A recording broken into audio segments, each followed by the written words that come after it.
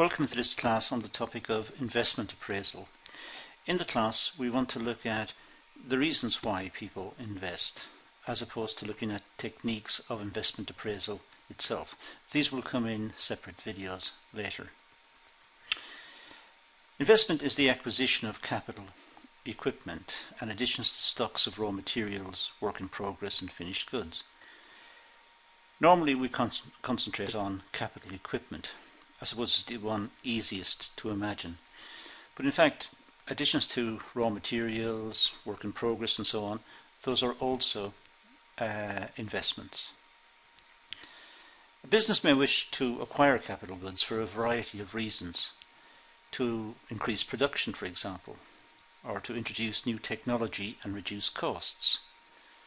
Number 3 is to diversify production and introduce new lines of output. And 4 is to replace worn-out equipment.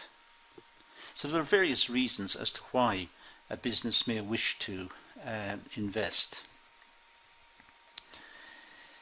When deciding to invest or not to invest, a business person must attempt to assess the net benefits of the investment or of the investment project.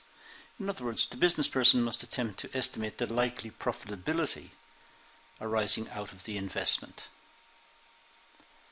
The real problem here is time. The cost of the investment project may be known with certainty, but the stream of returns are spread out into the future. We say that there is uncertainty about the future, and we may invest today, but the benefits are not received until some future date. So the problem here is the uncertainty associated with the future stream of revenue associated with the investment. The problem is time. Now, uncertainty arises out of many factors, such as, for example, the future depends on consumer tastes. Well, consumer tastes change all the time. We have different fashions and different tastes in society and different ways of looking at things. Society is not a static entity. It changes all the times, which of course creates uncertainty for the business person. They can't predict exactly what will sell in the future.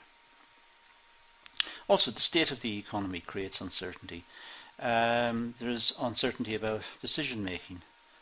The course of inflation, for example, or unemployment, incomes, exchange rates, interest rates, they all influence the profitability of the investment. They all influence the future stream of revenue associated with an investment. And of course, these things are outside of the control of the business and also very, very uncertain. Also, distribution outlets, maintaining good distribution outlets may be important in some sectors, such as the consumer market. The ability to maintain and control these outlets may be outside the power of the business, and therefore more uncertainty is created for the decision makers. That is true, that the distribution channels themselves may vary. Logistical systems vary, supply chain, customers, suppliers, storage facilities, transportation costs and networks.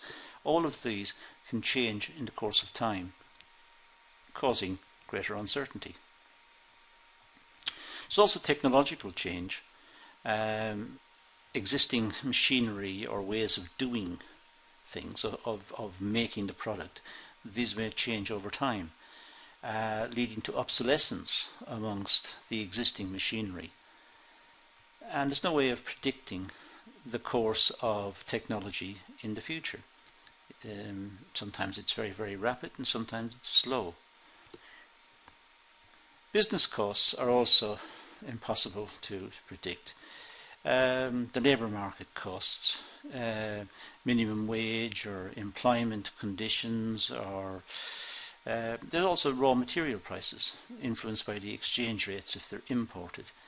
None of these lead to certainty. None of these are helpful in making the decision to invest or not to invest. In fact, they're the opposite way around. They're creating uncertainty. The investor may look at the past and take advice from technically qualified staff. However, the future is still a problem. It's still difficult to predict. Despite these difficulties, investment decisions have to be made.